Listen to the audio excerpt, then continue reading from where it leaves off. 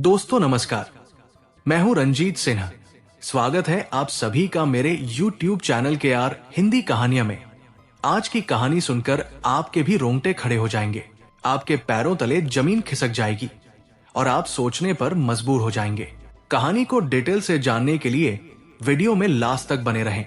तो चलिए कहानी को शुरू करते हैं। ये कहानी है महाराष्ट्र के पुणे शहर की और इसी पुणे शहर के हड़पसर थाना क्षेत्र में एक इलाका लगता है फुरसुंगी और इसी थाना क्षेत्र में सतीश वाघ का परिवार रहता था। उनके परिवार में पत्नी मोहिनी और 2 बच्चे थे। सतीश वाघ एक रियल एस्टेट कारोबारी थे। वे पुणे शहर में ब्लूबेरी नामक होटल के अलावा कई रियल एस्टेट प्रोजेक्ट भी चला रहे थे। इसके अलावा वो विधान परिषद के सदस्य भी थे और भाजपा विधायक योगेश तिलेकर के मामा थे। 9 दिसंबर 2024 को सुबह करीब 6:30 बजे जैसे ही सतीश वाघ अपनी रोजाना की मॉर्निंग वॉक पर निकले, उन्हें यह नहीं पता था कि आज उनका आखिरी दिन होगा। जैसे ही वो घर से बाहर निकले, 4 लोग शेवरले गाड़ी से आए। उन लोगों ने हथियार दिखाकर सतीश वाघ को धमकाया और उन्हें जबरन गाड़ी में लाद लिए। ये सब इतनी जल्दी हुआ कि सतीश वाघ को सोचने और समझने का मौका भी नहीं मिला। गाड़ी में बिठाने के बाद वो लोग सतीश को एक सुनसान इलाके की ओर ले गए। आसपास के लोग ये दृश्य देख रहे थे, लेकिन डर के मारे किसी ने मदद करने की हिम्मत नहीं की। ये घटना सतीश वाघ के लिए एक काला दिन साबित हुआ और उनके परिवार के लिए भी ये एक बुरा हादसा था। कुछ समय बाद एक शख्स ने तुरंत सतीश वाघ के घर जाकर ये सूचना दी कि उसने देखा था कि गाड़ी में कुछ अजनबी लोग थे। वो लोग सतीश को जबरन घसीटते हुए गाड़ी में डाल रहे थे और उन्हें अपने साथ ले जा रहे थे। ये सुनकर मोहिनी और उनके परिवार के लोग सकते में आ गए। सतीश का अपहरण हो चुका था और उनके परिवार को समझ में ही नहीं आ रहा था कि ये सब कैसे हुआ। सतीश वाघ का बेटा, जो पूरी घटना से घबराया हुआ था, तुरंत हड़पसर के पुलिस थाने जाकर रिपोर्ट दर्ज कराने के लिए पहुंचा। उसने पुलिस को बताया कि कैसे कुछ अजनबी लोग गाड़ी में सतीश को जबरन घसीटते हुए ले गए थे। पुलिस ने मामला दर्ज करते हुए इलाके में जांच शुरू की। सतीश वाघ का मामला पुलिस के लिए एक हाई प्रोफाइल केस था।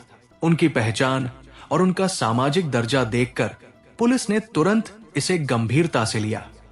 सतीश वाघ एक प्रभावशाली रियल एस्टेट कारोबारी और विधान परिषद के सदस्य थे, इसलिए पुलिस ने इसे अपहरण के मामले के रूप में लिया और हर संभव तरीके से मामले की जांच शुरू की।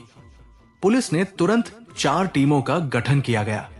एक टीम को घटना स्थल पर भेजा गया ताकि वहां के सुरागों की जांच की जा सके।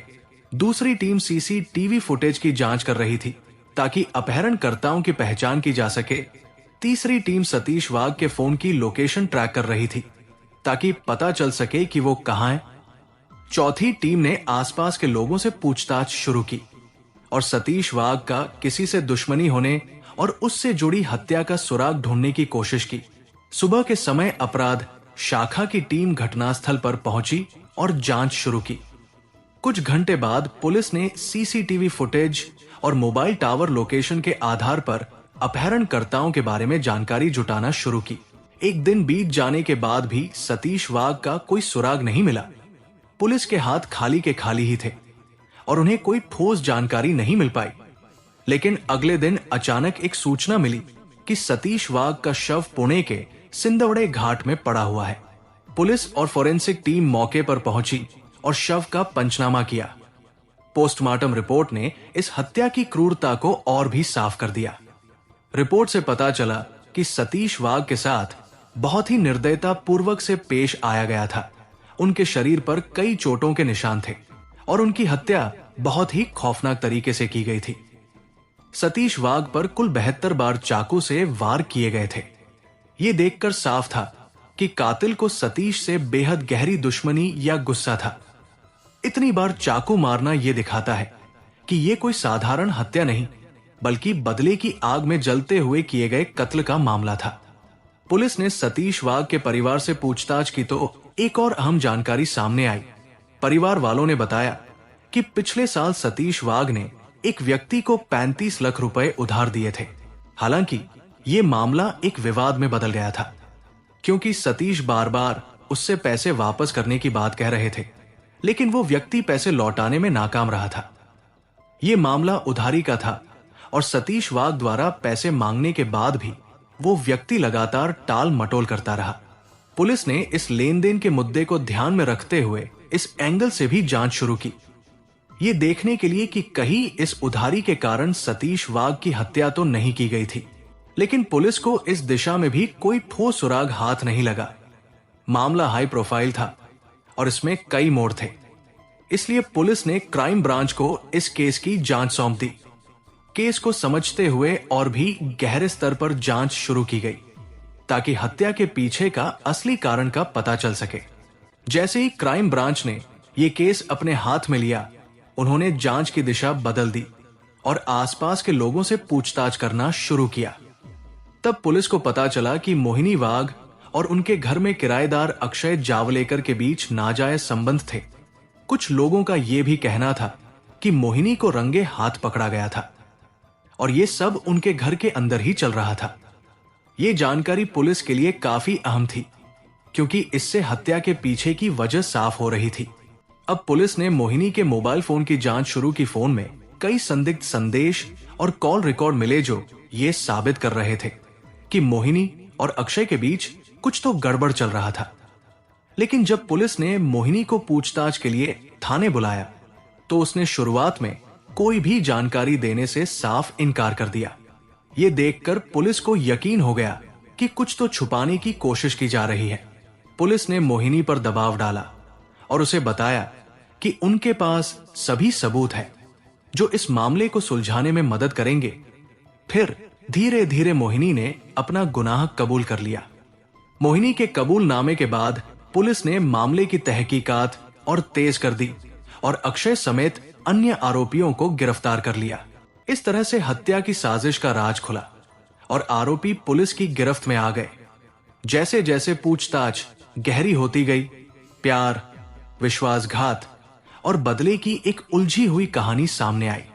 मोहिनी जो कि 48 साल की थी और अक्षय जो कि 32 साल का था, उनके बीच का रिश्ता ही हत्या का मुख्य कारण बना।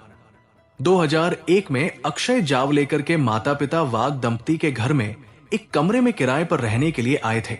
उस समय अक्षय केवल 9 साल का था, यानी वो मोहिनी व सतीश वाघ के बेटे की उम्र का था और दोनों अच्छे दोस्त बन गए थे। अक्षय के माता पिता उसी इलाके में बड़ा पाव का व्यवसाय करते थे, जबकि वाघ दंपति के पास उसी इलाके में ब्लूबेरी नाम का एक बड़ा होटल था। अक्षय वाघ दंपति के बेटे की उम्र का होने के कारण वो बचपन से ही वाघ परिवार के घर आना जाना करता था। 2013 में अक्षय जावलेकर जब 21 साल का हुआ और मोहिनी वाघ 37 साल की थी, तब दोनों के बीच नाजायज रिश्ते शुरू हो गए। सतीश वाघ को जब इस बारे में पता चला तो वो अंदर तक हिल गए। दरअसल एक दिन उन्होंने दोनों को एक साथ एक ही बिस्तर पर देख लिया था। इसके बाद विवाद हुआ। हालांकि सतीश ने बदनामी के डर से कोई कार्रवाई नहीं की। मोहिनी और अक्षय के बीच के अवैध रिश्ते को लेकर सतीश और मोहिनी में रोज लड़ाइयां होने लगी। सतीश ने उसी दिन अक्षय के माता पिता को बुलाया और उनसे साफ कह दिया कि उनका बेटा अब इस घर में नहीं रह सकता।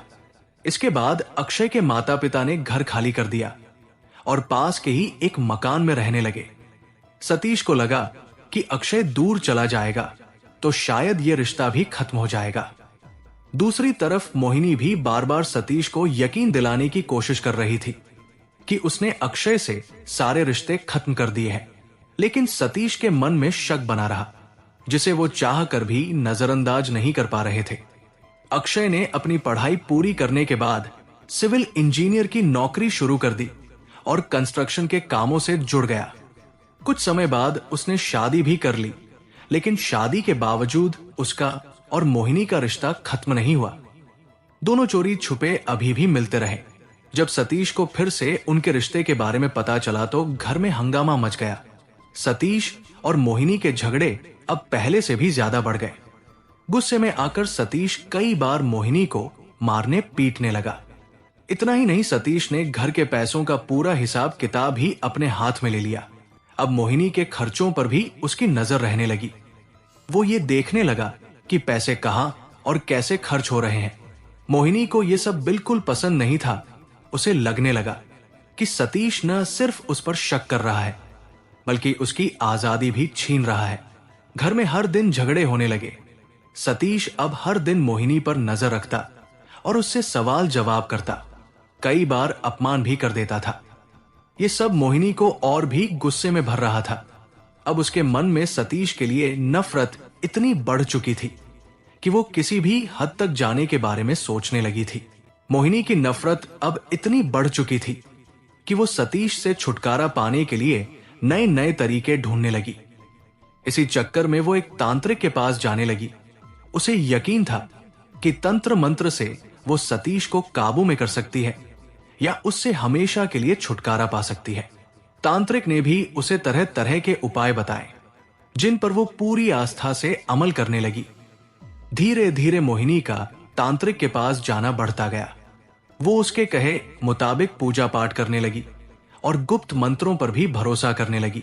लेकिन जब इससे भी कोई फर्क नहीं पड़ा तो उसने और खतरनाक रास्ते के बारे में सोचना शुरू कर दिया। अब उसके मन में एक ही बात घूम रही थी कि सतीश को हमेशा के लिए रास्ते से हटाना। सतीश अब न सिर्फ मोहिनी पर शक करता था, बल्कि अक्षय को भी गालियां देता और धमकाता था। वो बार बार उसे चेतावनी देता कि अगर उसने मोहिनी से दूर रहने की कोशिश नहीं की तो अंजाम अच्छा नहीं होगा। लगातार मिल रही धमकियों और बेइज्जती से अक्षय का भी गुस्सा बढ़ता जा रहा था।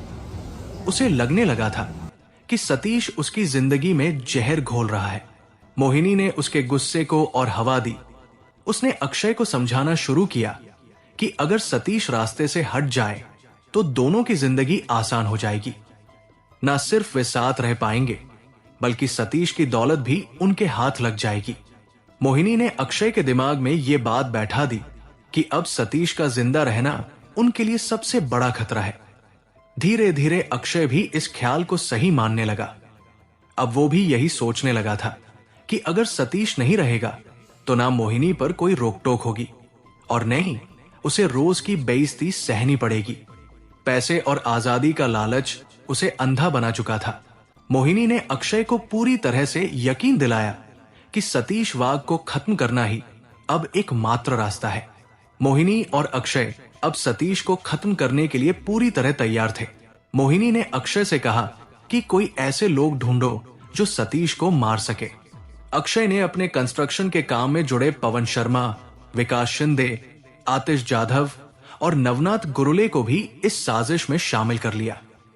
उसने उन्हें भरोसे में लेते हुए बताया कि सतीश को खत्म करना जरूरी है और अगर वो इस काम में मदद करेंगे तो बदले में उन्हें 5 लाख रुपए मिलेंगे। पैसों का नाम सुनते ही सब तैयार हो गए। मोहिनी ने किलर्स को एडवांस में कुछ पैसे भी दे दिए ताकि वो जल्दी से ये काम पूरा कर सके। अब दोनों बस उस दिन का इंतजार कर रहे थे। 9 दिसंबर 2024 की सुबह सेवरले गाड़ी लेकर वे चारों सतीश का इंतजार करने लगे।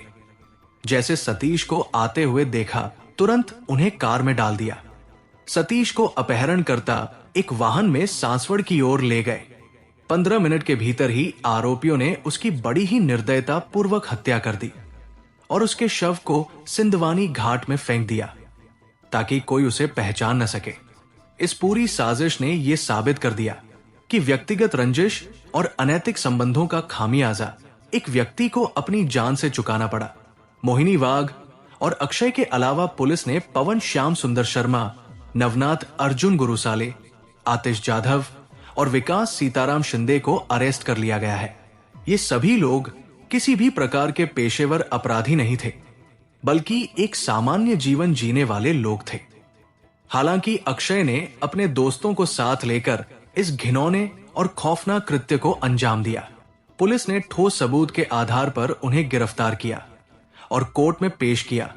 फिलहाल वे सब सलाखों के पीछे हैं और उन पर सख्त धाराओं के तहत मुकदमा चल रहा है।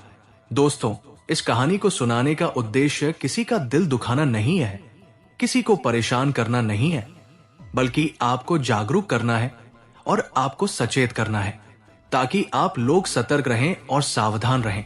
तो दोस्तों, कैसी लगी ये स्टोरी कमेंट जरूर करें, वीडियो को लाइक करें और अपने दोस्तों को शेयर भी करें और आपसे गुजारिश है कि मेरे चैनल को सब्सक्राइब जरूर करें और कमेंट बॉक्स में अपना नाम और कहां से देख रहे हैं, अपने शहर का नाम जरूर लिखें। फिर मिलेंगे ऐसी ही किसी सच्ची स्टोरी के साथ। तब तक के लिए धन्यवाद।